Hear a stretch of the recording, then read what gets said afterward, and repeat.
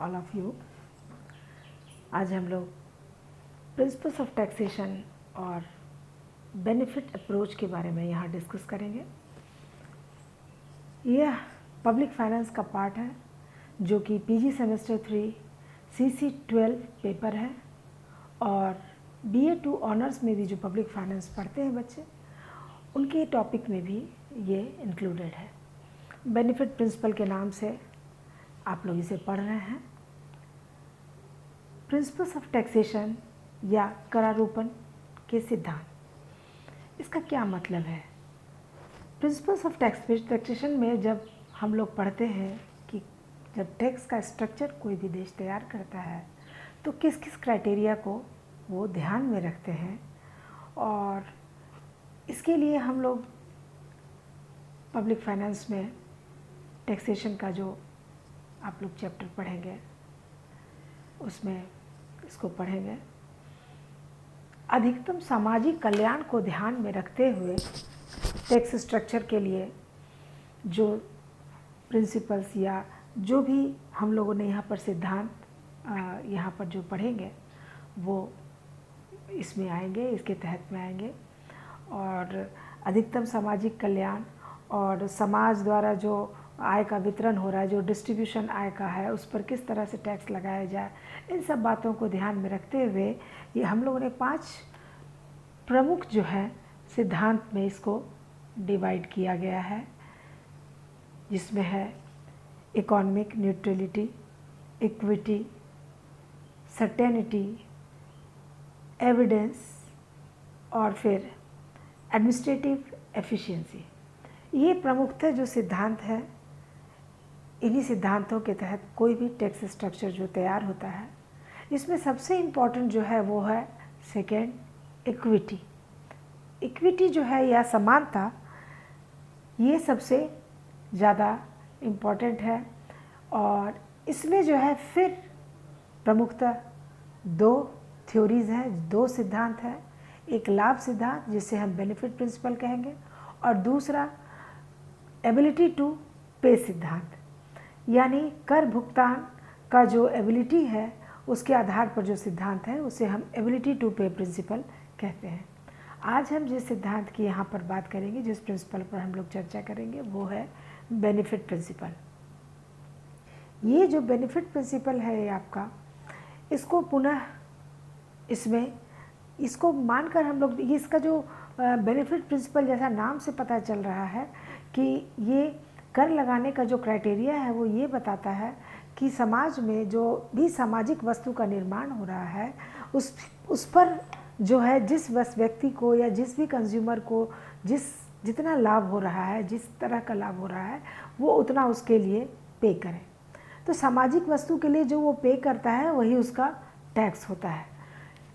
इसी सिद्धांत के लिए जो है ये बेनिफिट प्रिंसिपल यहाँ पर हम लोग इसमें लिंडल और बोवेन, ये 2 प्रमुख अर्थशास्त्री हैं जिन्होंने कि इसके बारे में अपने प्रमुख विचार दिए हैं। और इसमें जो है हम लोग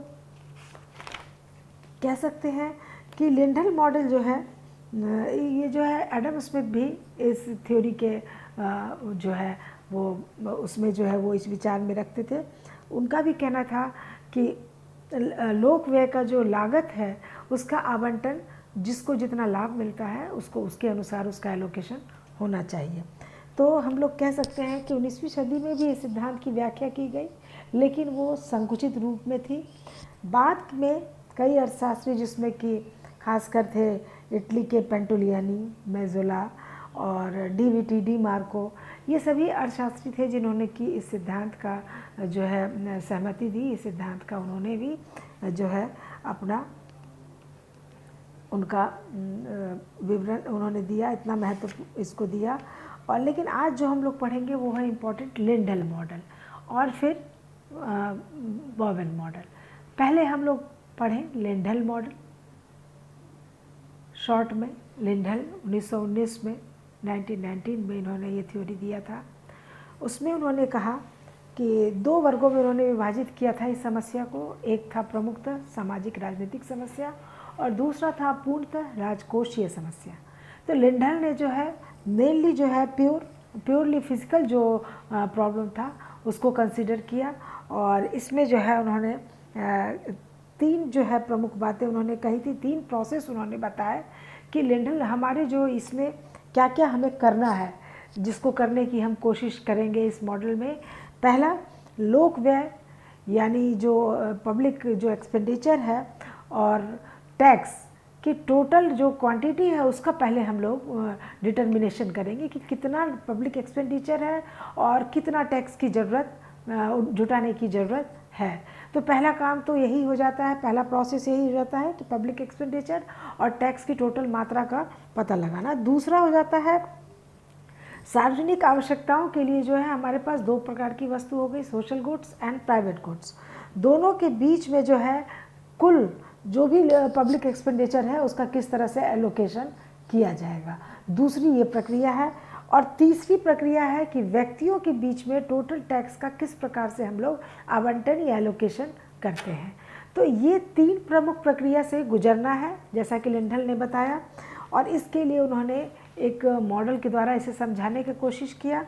इस मॉडल में उन्होंने ये मान्यता ली कि 2 ही टैक्स पेयर हैं, ये मान के चल रहे हैं लिंडल कि टैक्स पेयर जो है वो 2 ही हैं, और जो एक ही सोशल गुड जो है जो भी सामाजिक वस्तु है वो बस एक ही है जिसका कि निर्माण हो रहा है। तो एक सोशल गुड और 2 करदाता, इसकी मान्यता पे उन्होंने इस मॉडल के द्वारा समझाने का प्रयास किया कि किस प्रकार जो है जिसको ए व्यक्ति का हम लोग जो है देख रहे हैं कि ये एक्स एक्सिस पर हम लोगों ने सोशल गुड है हमारा एक्स एक्सिस पर और यहाँ पर, और ये वाई एक्सिस पर इधर हम लोगों ने लिया है कि टोटल परसेंटेज जो है ए व्यक्ति वो कितना देने को, कितना निर्वाह करने को जरूरत तैयार है कि वो कितना टोटल परसेंटेज देगा लागत का, सोशल गुड का जो लागत आ रहा है, जो कॉस्ट आ रहा है उसका कितना परसेंटेज देने को तैयार है ए, उसको हम लोग इस वाई एक्सिस पे नाप रहे हैं। और इस वाई एक्सिस पे हम लोग नाप रहे हैं कि बी व्यक्ति या जो बी टैक्स पेयर है वो कितना परसेंटेज देने को तैयार है सोशल गुड का लागत का, टोटल कॉस्ट जो आ रहा है सोशल गुड का उसका कितना देने को तैयार है। तो इस प्रकार हम लोग देख रहे हैं कि जो ओ एन, ये जो ए जो हमारा बता रहा है, ये पहले ए ये बता रहा है ए व्यक्ति का जो टोटल मांग वक्र जो है, ए टैक्स पेयर का मांग वक्र है वो ए है। सोशल गुड के लिए जो टोटल डिमांड है वो इस प्रकार ए व्यक्ति कर रहा है, और इसी प्रकार बी व्यक्ति जो डिमांड कर रहा है वो उसका डिमांड कर्व है बी। ये इस प्रकार से हम लोगों ने बनाया है बी व्यक्ति का डिमांड कर्व है। तो ये इसके आधार पर अब हम लोग बता सकते हैं कि जब मात्रा ओ एन का जबकि सोशल गुड का जब उत्पादन हो रहा है, जो भी सोशल गुड है उसका जब ओ एन मात्रा में जब प्रोडक्शन होता है तो ए व्यक्ति 100% उसका लागत वहन करने को तैयार है। जैसा कि डायग्राम से हम देख रहे हैं ये एन मात्रा है, एन मात्रा पर ए व्यक्ति 100% पूरा लागत वहन करने को तैयार है, यानी उसको इतनी आवश्यकता है कि वो 100% टोटल टैक्स जो है वो देने को तैयार हो जाएगा। उसके बाद जो है जब हम इसकी सोशल गुड का क्वांटिटी बढ़ाते जाते हैं तो ए व्यक्ति जो है वो अपना देने वाला शेयर जो परसेंटेज है वो कम करता जाता है, और बी व्यक्ति फिर अपना उसका आधा शेयर देने को तैयार हो जाता है। तो हम लोग क्या देख रहे हैं कि जब N1 प्रोडक्शन पे अगर हम चले जाते हैं तो N1 प्रोडक्शन पर ए व्यक्ति जो है वो कितना देने को तैयार हो रहा है, ये हम लोग देख रहे हैं कि ए व्यक्ति करीब 30% उसका वहन करने को तैयार हो रहा है, लागत का परसेंटेज जो भी कॉस्ट आ रहा है सोशल गुड का उसका परसेंटेज कितना देने को तैयार हो रहा है 30%। ये करीब यहाँ पर हम लोग देख रहे हैं 30% आ रहा है, और बी व्यक्ति भी कितना देने को तैयार हो रहा है और 25% के करीब देने को तैयार हो रहा है। तो ऐसी स्थिति में दोनों को अगर हम ऐड करते हैं तो सोशल गुड का जो प्रोडक्शन का जो 100% कॉस्ट पूरा नहीं होता है। ए व्यक्ति 30%, बी व्यक्ति 20% यानी 50%। N1 प्रोडक्शन पर दोनों मिलाकर बस सोशल गुड का 50% जो है दोनों देने को तैयार है, जबकि N पर ए व्यक्ति 100% देने को तैयार है और बी व्यक्ति कितना देने को तैयार है, बी व्यक्ति भी करीब 75% देने को तैयार है। तो ओ एन जब प्रोडक्शन होता है तो दोनों मिलकर 175% देने को तैयार हो जाते हैं, लागत जो भी आ रहा है सोशल गुड का। तो ऐसी स्थिति में हम लोग क्या देख रहे हैं कि जब दोनों को यहाँ पर ज़्यादा डिमांड है तो ज़्यादा दे रहा है दोनों टैक्स, और यहाँ पर दोनों का डिमांड कम हो रहा है तो दोनों ही टैक्स देने को कम तैयार हो रहे हैं। तो N1 मात्रा पर सोशल गुड का प्रोडक्शन नहीं होगा, क्योंकि यहाँ पर पूरा लागत देने को तैयार दोनों नहीं है, और यहाँ पर ज़्यादा दे रहे हैं यानी उनको ज़्यादा मात्रा चाहिए। तो ऐसी स्थिति में सोशल गुड का प्रोडक्शन बढ़ाएंगे, और ये जो है C तक सोशल गुड जो है हमारा प्रोडक्शन बढ़ेगा। C पर आकर हम देख रहे हैं कि दोनों करीब करीब 50%, ए व्यक्ति भी 50% टैक्स देने को तैयार है और बी व्यक्ति भी 50% टैक्स देने को तैयार है। इस प्रकार से हम लोग क्या देख रहे हैं कि ये हमारा ये इक्विलिब्रियम होगा, और यहाँ पर जो है सोशल गुड की मात्रा का निर्धारण होगा कि कितना मात्रा में सोशल गुड जो है प्रोडक्शन होना चाहिए, जिस पर कि दोनों व्यक्ति 100% मिलाकर देने को टैक्स तैयार है। तो इस प्रकार लिंडल ने समझाने का प्रयास किया कि इस मॉडल के द्वारा लिंडल ने समझाने का प्रयास किया कि जब एक ही सोशल गुड हो और दो टैक्स पेयर हो तो ऐसी स्थिति में किस प्रकार ये निश्चित होगा कि टैक्स कौन कितना देगा और 100% सोशल गुड का प्रोडक्शन कितना होना चाहिए। तो ये जो है हमारे इसमें जो है कुछ तो इसमें कमियां ये हैं कि जब जो है ये जो हम लोग बात कर रहे हैं लिंडल कि ये जो कंट्रीब्यूशन देने को दोनों तैयार हैं ए और बी, ये वॉलेंट्री होगा, दोनों ऐच्छिक रूप से ये देने को तैयार हैं, जबकि वास्तविकता में टैक्स जो है वो एक भार की तरह देखा जाता है और कोई भी व्यक्ति जो है वो देने को तैयार आसानी से या वॉलेंट्रीली या ऐच्छिक रूप से देने को तैयार नहीं है। तो ये लिंडल मॉडल का सबसे बड़ा क्रिटिसिज्म है कि वो कहते हैं कि दोनों अपनी इच्छा से टैक्स देने को तैयार हैं, जबकि ये संभव नहीं है। और दूसरा जो है वो ये एजम्पशन मान के चल रहे हैं कि ओनली 2 टैक्स पेयर जो है यहाँ पर है ए और बी, और अगर टैक्स पेयर्स की मात्रा बढ़ जाएगी तो इसको पता करना मुश्किल हो जाएगा कि किस प्रकार जो है इसका डिस्ट्रीब्यूशन होगा टैक्सेस का।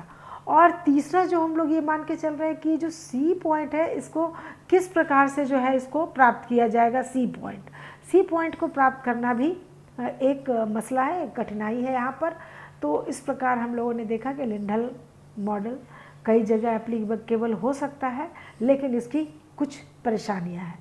इसी प्रकार बोवेन ने, अर्थशास्त्री हैं बोवेन, इन्होंने 1948 में फिर एक मॉडल के द्वारा इसको समझाने का प्रयास किया। ये हमारा बोवेन मॉडल है, और इसमें हम लोग क्या देख रहे हैं कि इसमें ये भी यही मान्यता लेकर चल रहे हैं कि एक सोशल गुड है और जो है जो टोटल जो हमारा पूरा ये राजकोषीय जो हमारी आय है इसका सोशल गुड और प्राइवेट गुड में डिवीज़न हो रहा है। टोटल व्यय जो है सोशल गुड्स और प्राइवेट गुड्स में इस प्रकार से हम लोग देखते हैं। इसको हम लोग एक्स एक्सिस पर बोवेन देख रहे हैं कि सोशल गुड 0 से x है और x से 0 की ओर प्राइवेट गुड्स को वो यहाँ पर नाप रहे हैं। और ए जो है ये ए व्यक्ति का सोशल गुड के लिए डिमांड कर्व है, और बी जो है वो टोटल डिमांड है बी टैक्स पेयर का, बी ये डिमांड कर्व है बी व्यक्ति का, और दोनों को जोड़कर जो है ये ए प्लस बी टोटल डिमांड है सोशल गुड का। तो टोटल डिमांड ये है, ए डैश प्लस बी डैश जो है वो सप्लाई कर्व है। किस चीज़ का सप्लाई कर्व है? सोशल गुड का। ये सप्लाई कर्व हम लोग देख रहे हैं, ए डैश प्लस बी डैश। तो यहाँ पर क्या डिवाइडिंग फैक्टर है? बी। ये जो बी है इस पर देख रहे हैं कि ये टोटल जो डिमांड था और ये टोटल सप्लाई है, ये दोनों कट कर रहा है कहाँ? बी पॉइंट पर। बी पॉइंट पर जब ये कट करेंगे तो हम लोग क्या देख रहे हैं कि टोटल सोशल गुड बी से पहले ओ ए बी और ई, ओ ए बी ई, ये टोटल सोशल गुड का जो है प्रोडक्शन होगा, क्योंकि ये टोटल डिमांड है। और इसके बाद जो है ये हमारा प्राइवेट गुड्स का इस तरफ से एक्स ई, ओ ई जो है हमारा टोटल सोशल गुड है, और ई एक्स जो है हमारा प्राइवेट गुड्स का। यहाँ पर हम लोग देख रहे हैं कि यहाँ पर ये प्रोडक्शन एक्स एक्सिस पर दिख रहा है। तो जब O A B E total social good का प्रोडक्शन होगा, ऐसी स्थिति में जो ए टैक्स पेयर है वो इसका कितना, इसके डिमांड के अनुसार वो कितना पे करने को तैयार होगा? वो तैयार होगा ओ ए व्यक्ति जो है वो देने को तैयार होगा GCEO।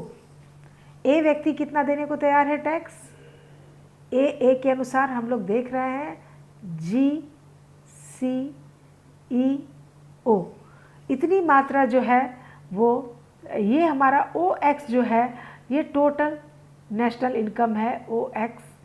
OE social good, EX private good, और टोटल रेवेन्यू जो कितना है वो OABE है। इसको हम ए व्यक्ति दे रहा है OGCE, बी व्यक्ति दे रहा है OFDE। इतना टैक्स बी व्यक्ति देने को तैयार है OFDE। तो इन दोनों को जब हम ऐड कर देते हैं ABEO कितना है GCEO प्लस FDEO, यानी दोनों व्यक्ति मिलकर जितना टैक्स देने को तैयार हो रहे हैं वो 100% वो उसको टैक्स, इसका जो लागत आ रहा है सोशल गुड का, जो भी कॉस्ट आ रहा है वो टैक्स के रूप में ए और बी व्यक्ति दोनों मिलकर 100% देने को तैयार हो रहे हैं।